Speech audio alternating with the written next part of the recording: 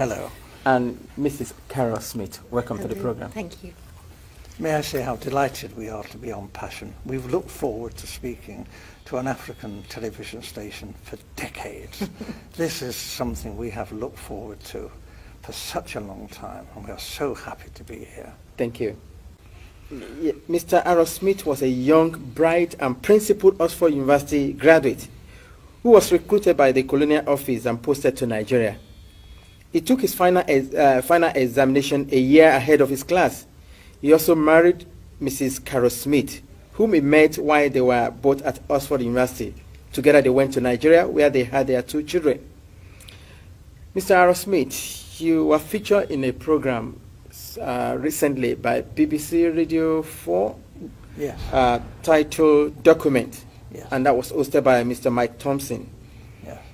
You are alleged that the British government rigged the first and most important election in the history of Nigeria in 1959 in favor of the North. Am I correct? Yes. How long were you in Nigeria for? From 1955 to 1960. And we were based in Lagos. I was on the staff of the Department of Labour. I was largely occupied with employment problems, all the employment exchanges, and statistics, and international reports, and was kept pretty busy. I was also stationed in Lagos in charge of the capital and the port. I was the port labour officer as well, and I also devised a port labour scheme and later a social security scheme, which was one of the first in Africa, which guaranteed workers some income after they'd finished work. It was a provident scheme. As I say, it was called the National Provident Scheme, and I was very proud to have put that on the statute book. I was going to ask you what your role is. You've mentioned 3 important. Is there any particular name given to your office while you were there? Just labour officer. I was a labour officer, a senior civil servant. Okay. I only intended to stay in Lagos initially for 2 tours of duty. Although, because of this conflict with the elections, there were difficulties. Actually, government wouldn't let me leave the civil service. They were determined that I should stay in the civil service after my 2 tours. And I was offered very considerable incentives, including a knighthood, to stay and work for government. Primarily this was because I had access to state secrets. I learned, and the Governor-General himself confirmed this to me, that the elections were rigged, contrived. The intention was that the North should rule Nigeria. Even in '56, the northern leaders were very proud and were saying, if they couldn't run Nigeria, never mind elections. They might not join Nigeria. They might leave. And we all thought, well, how would they survive? There were no industries. There's not a great deal of agriculture, some groundnuts in the north. This wasn't very practical at all. And then it was, the Governor-General seemed to be thinking that the North couldn't, even if it won an election, rule Nigeria by itself. The South wouldn't stand for that. So there had to be a partner, either the Igbos in the east or the Yoruba in the west, to team up with the North.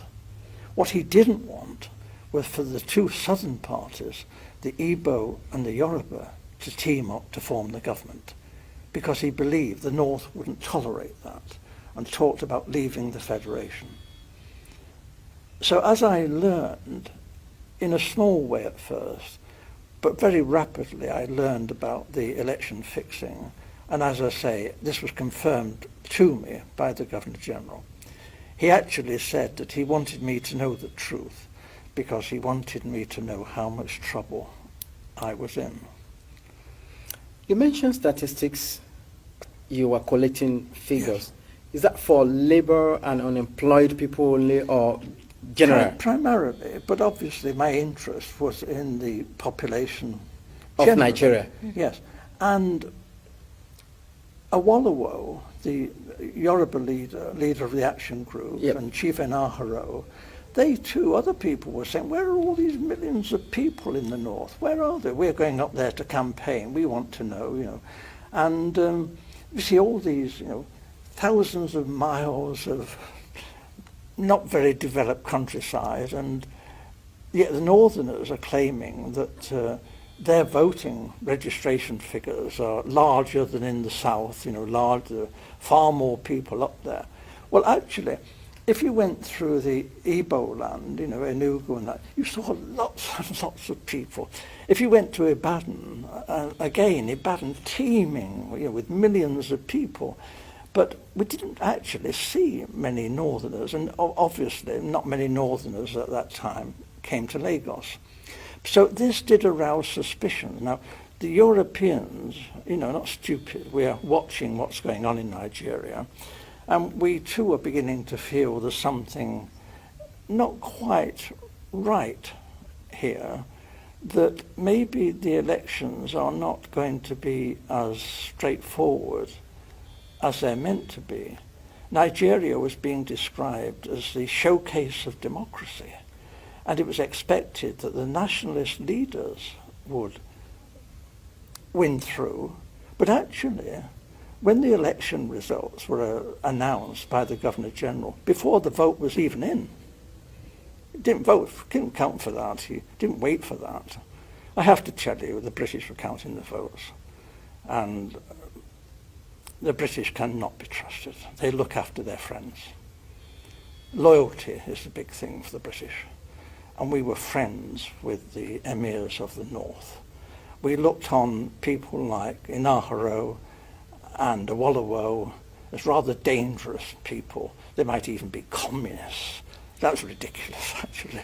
They couldn't be communists in 1,000 years. But this was a sort of thing that was being said. And we were, Europeans, were getting a bit worried about all this. It wasn't quite the honest, straightforward election that we were hoping for.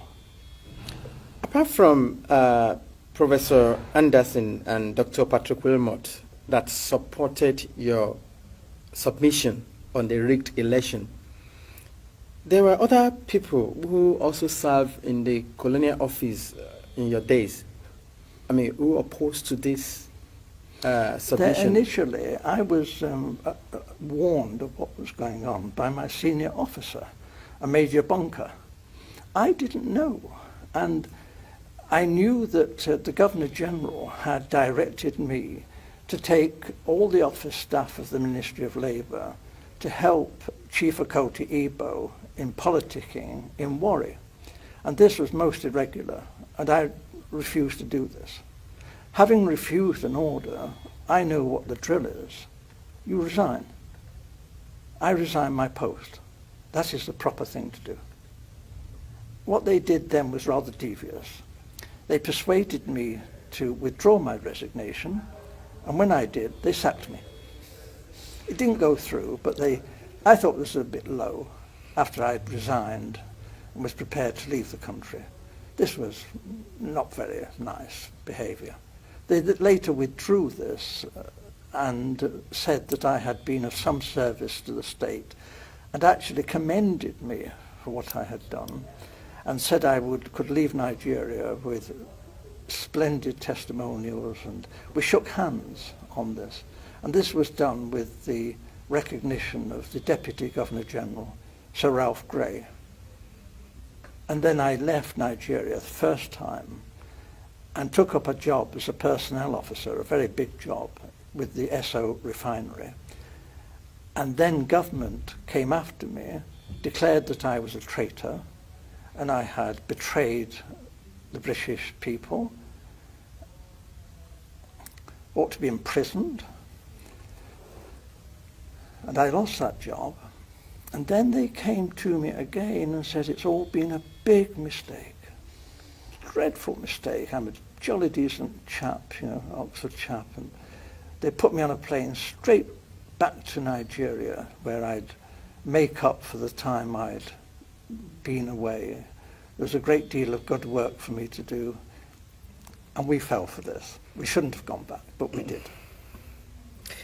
Now, if you recall what you said about the role of the Governor General and the attitude of the British government in particular, regarding the fear that Awolowo, Okotie-Eboh, and the lot of them from the south are dangerous, is there a particular reason?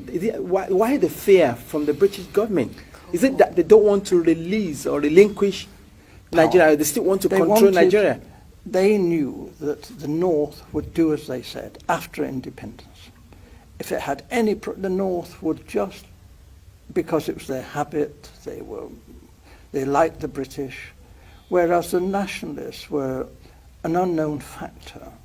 Actually, when they took the flag down and hoisted the Nigerian flag, not one of the major nationalist politicians was there.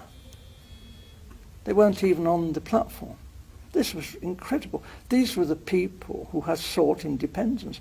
The people in the North didn't want independence. They didn't want the British to leave. So this was a farce. And for most Europeans who were very close and watching this, we were disgusted. We thought this really had been manipulated, this election. It was unworthy. It was unworthy of the British people, this. This was no honest, straightforward thing that you would expect Britain, the mother of parliaments, to do. This was cheap and low and criminal. And I opposed it. And I opposed it then, and I've opposed it ever since. And I'm telling you the truth. And I was warned, if I told you this state secret, my life could be forfeit. Earlier on, you said the British government wanted the North in alliance with either of the southern region, either with the Yorubas or with the Igbos. But without which they cannot they can't do it this rule the country. The problem was that Awolowo was a highly principled man. Okay. You didn't talk to Awolowo about squalid deals and fixing things. Awolowo was not that kind of person. If you read his books, this man was a world statesman. And his young lieutenant, Chief Enaharo, was brilliant, absolutely brilliant. However, they did do a deal with Zik, Dr. Azikiwe, okay, from the East. Dr. Azikiwe, there was this big problem in Nigeria. It's the same big problem in America and in Britain. How do you get funds to fight elections? The candidates in Nigeria had no money, but they did have marketing boards, which were a kind of semi-nationalized industry. And they borrowed money from the marketing boards. But there was a suspicion that Dr. Azikiwe, who has formed his own bank, the African Continental Bank, was actually bankrupt. But he was borrowing very large sums of money from the marketing boards and not necessarily repaying the loans. Mm.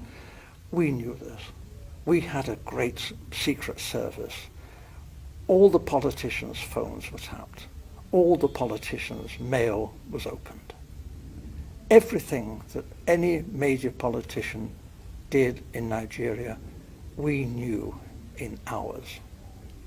We watched. We knew all that was going on. Are you saying, in essence, that Dr. Azikiwe took money? He was blackmailed by the British to do our bidding. We told Dr. Azikiwe that he could go to prison if an inquiry was carried out into his bank and his financial circumstances. However, we would not want to be vindictive if Dr. Azikiwe was cooperative. in helping forward the plans that we had made in the best interests of Nigeria. Dr. Azikiwe has nothing in common with the northern politicians. He loathed the northern politicians. But Dr. Azikiwe went north and did as he was told. And what he was promised was this: the real power, effective power, would be in the hands of the northern emirs.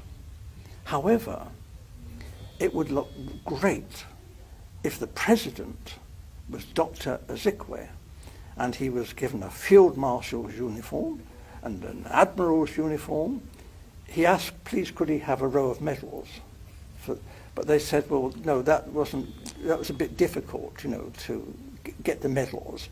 So when the ambassadors started arriving, he was known to be asking people from foreign countries, perhaps they had a medal for his uniform. We thought this was terrible, but it was said that this happened. He was very vain. And for a time, he functioned as first the Governor General, and then when Nigeria became a republic, as the president. But he had no power. And when he did try to tell the army, he said, I'm the field marshal, the army has got to do this. They said, hey, you're just a ceremonial figure. You have no power. The Prime Minister, Balewa, gives us our orders. So there was a feeling then that there was going to be trouble. And then it was because the Awolowo and the Action Group had become the official opposition. What we British wondered, how could they win another election without the British counting the votes? There could not be another proper run election without us there. We knew what we were doing. We were just helping things along. We were doing what the British do, favouring our friends and looking after our own and repaying favours. We don't call that corruption. Right. I mean, in essence, what Dr. Azikiwe did, it was forced by the British government to do it. Yes. Collecting money from the marketing board then. Yes.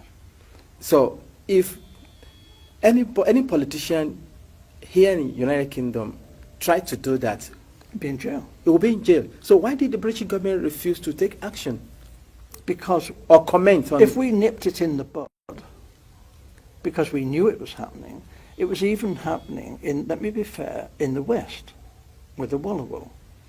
They were taking some money. They meant to repay it perhaps, but they were taking money. And I would have said, issue a warning now and say, you've got to behave, because if this is allowed to go on, it'll be a major offence. However, before they actually ran the 1959 election, they needed money for the North and for the NCNC, Dr. Zik, to fight the election. So what they did, my senior officer, Major Bunker, went around, was ordered by the Governor General to go to all the major British firms and international firms, Ford, UAC, Leventis, all these firms, and raise money for a slush fund to enable Chief Okoti Igbo, together with the North, to fight the 1959 elections. The North got most of their money from the native authorities. This was looked on by the British as being okay. This wasn't corrupt because we were friends of the North. And if they tried this in the West or in the East, we might have said this was corruption. But because it happened in the North, the native authorities' public money was poured into the government party, the NPU. So this obviously was a terrible fiddle. We were discriminating against the southern politicians in favour of these northern emirs. What we saw was that this would not be the first act of treachery. They would have to smash the Action Group. because the Action Group was strong. And in a fresh election, they would be sure to win. They were pretty honest and regular guys, and a lot of the British quite admired Awolowo for his brain power. And they admired Chief Inahro, who was a bit cheeky and young and spirited. And they were both quite admired, you know, as they were like right-wing Labour people, nothing revolutionary. And so a great deal of money was raised by my senior officer, Major Bunker, before the 1959 election. And this was money put up by United Africa, by Ford, Shell, BP, and my wife, who was the personal assistant to the general manager of BP Nigeria. She's not going to tell you anything because she was a confidential secretary. I can only tell you that we were very well informed on some of the hanky-panky that was going on in Lagos. Having revealed now that the election of 1959 was rigged, the census figure were cooked, I don't know if you have been following the ongoing in Nigeria today. Yes, of course. The last general election, Yes. the 1979-1980 election, I mean, in which Azekwe was the beautiful bride, and I mean, But I have to tell you, sir, that I'm not going to comment. Okay. I cannot interfere in Nigeria's domestic politics. I'm a historic figure. I do keep up, naturally, because I love Nigeria. And I've kept up with its history of its assassinations and military coups and dictatorships for 50 years. And this has been one of the biggest tragedies in world history, because this potentially was one of the greatest nations on earth. Nigeria was packed with educated, decent people who wanted to serve their country. Since you lost that job that the government threatened or went behind you to say that you were disloyal to them and you were fired, have you ever worked any other place since? Have I? Have you worked in any other company Yes. since? I didn't go to Oxford in the usual way. I came from a very poor family and left school when I was 13 years old. And I served a factory apprenticeship as an engineer, which is very unusual for an Oxford undergraduate. At Oxford also, I trained as a social worker. I'm a fully qualified social worker. So although, and as a personnel officer too, although the government stopped me working when I returned to this country and I was quite ill, I did a lot of voluntary work from this time on, both in the medical field, in the field of young girls. We also had campaigns on comprehensive schools. So I've kept very busy over the decades, although I have been kept out of employment quite deliberately. And when I did take up work, the government came after me and behaved abominably. And they did the most appalling things. They framed me with money missing.